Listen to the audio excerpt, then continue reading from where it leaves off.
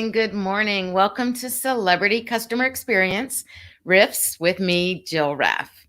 Today, we're going to riff on something related to both employee experience and customer experience, as a matter of fact. And usually they do go hand in hand because if you have an employee delivering a product or a service, you have a customer on the receiving end.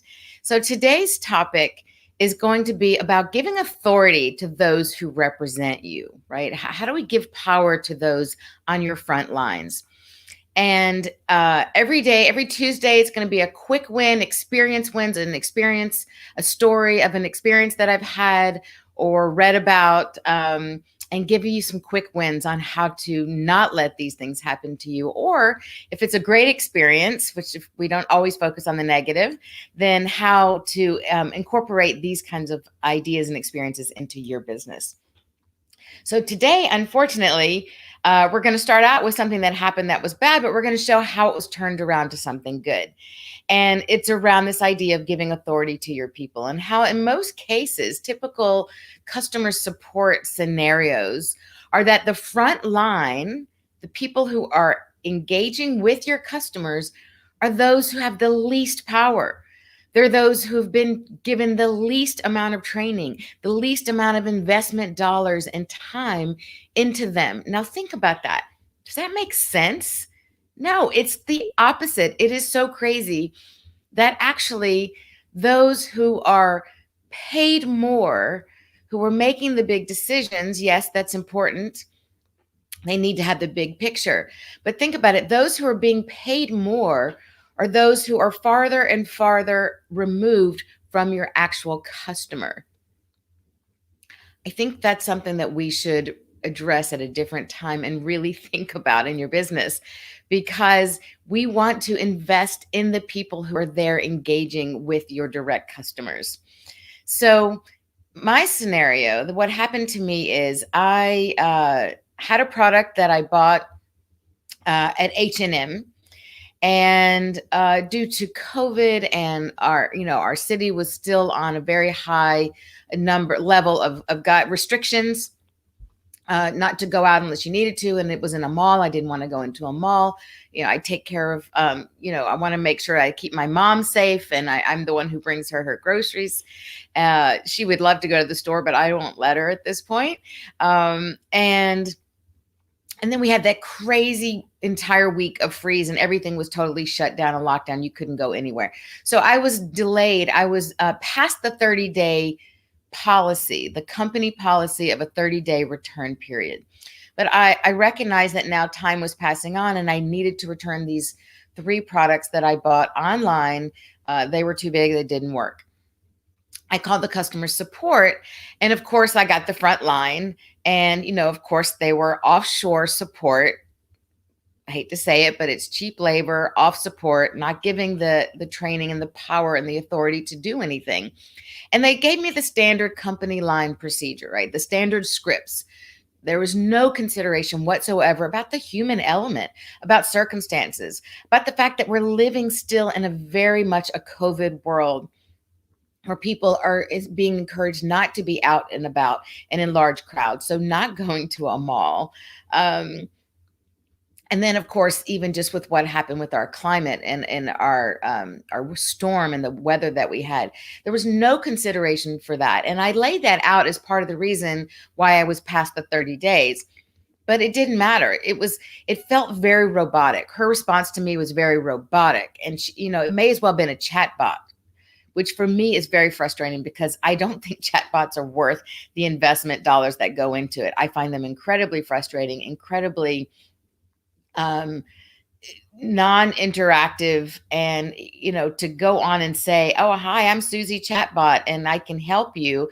Well, maybe in some circumstances for the very basics they can, but in most situations they're not. And to me, it's a little bit of an insult that I've got this computer bot acting as if it's a person, and that they can help me, because they rarely can. But in this case, I was speaking to a human being, but it may as well have been a bot, because she just continued to deliver the same script over and over. I'm really sorry but no, don't tell me you're really sorry. And then follow up with basically, there's absolutely nothing that can be done. There are never exceptions. And guess what? When you're dealing with a customer, there are always exceptions. You're dealing with a human being and human scenarios of things that are happening in this world. To tell me that I'm sorry, there's nothing that can be done, there is always something that can be done. And there should always be something that can be done to help your customer out. So, of course, I asked finally for a supervisor. That was my mistake. And it's not something that I usually do. And I forget time and time again and find myself, oh, yeah, I forgot that I need to ask for a supervisor right away, because you never get anywhere, because no one ever gives authority or power to their frontline people. So I want to advise you, if as a customer, if you're calling a customer service support line and you need something and you need someone who can consider the human element, don't even bother with the frontline people.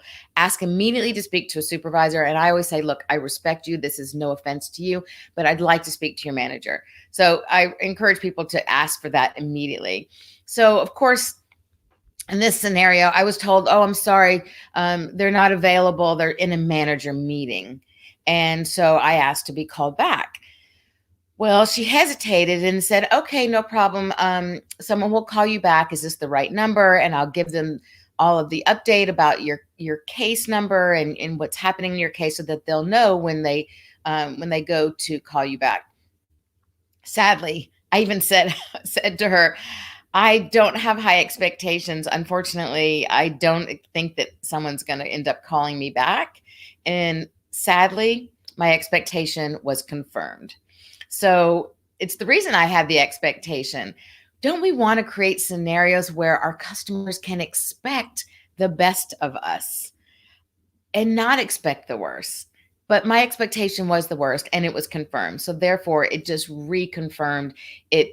It made that expectation, that thought about what kind of bad experience I'm going to get, even more solidified, which is really a shame.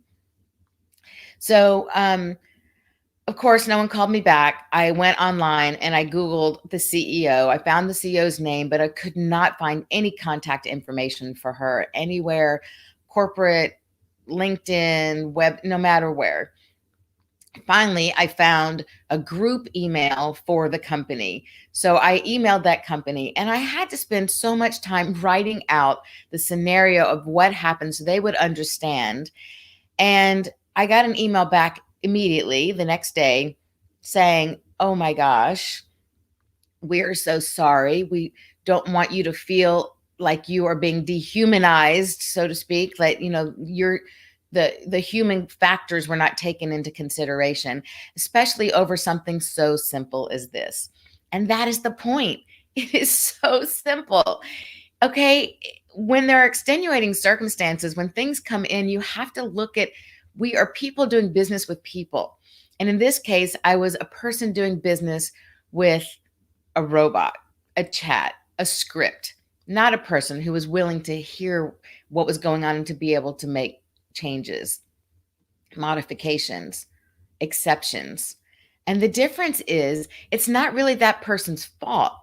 The fault is the company who did not educate and train their people and give them the power to be able to make those exceptions when they need to.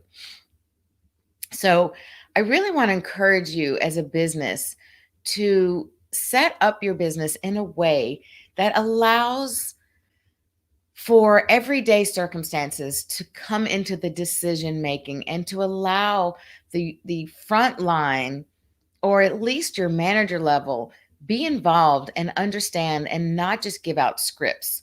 So at the end of the day, the email said, we are sorry. Of course, you can return it. Here's a prepaid label for you to return your items. We will give you a credit back, of course. And here's a 30% coupon voucher to use on your next purchase. So they made it right. But look at all the aggravation I had to go through. And they even recognized, oh my gosh, look at what you went through for something so simple. Okay, policy is policy, and I get it. But let's face it, there are always exceptions. There are always extenuating circumstances. And we need to empower our front line. We need to empower our managers. We need to train them and teach them when it's okay to bend and when it's not.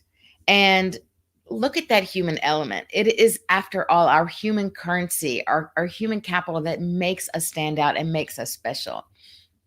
So that's my quick tip for you today, and I hope that you got some value of it, and hope that you can implement these ideas and thoughts, that you think about my experience, and that you make changes in your business so that other people don't have to go through what I did in order to come to a simple resolution, which should have been done right at the front. I shouldn't have had to spend the time to Google and look for the CEO and the company contact and to write this in-depth email. I mean, the amount of time suck on that was just ridiculous and totally not necessary. And that affects the customer experience. So while it all ended out okay, I can't get that time back. And time is our most precious asset. So I hope this was helpful. Thank you for joining. Thursday, in 2 days from now, I have a guest, Andrew Locke, very interesting guest in the hospitality space. So please join us, and we will see you at 12 o'clock Central, on Thursday, March 4th. So wishing everyone a great day today, and thanks again for joining.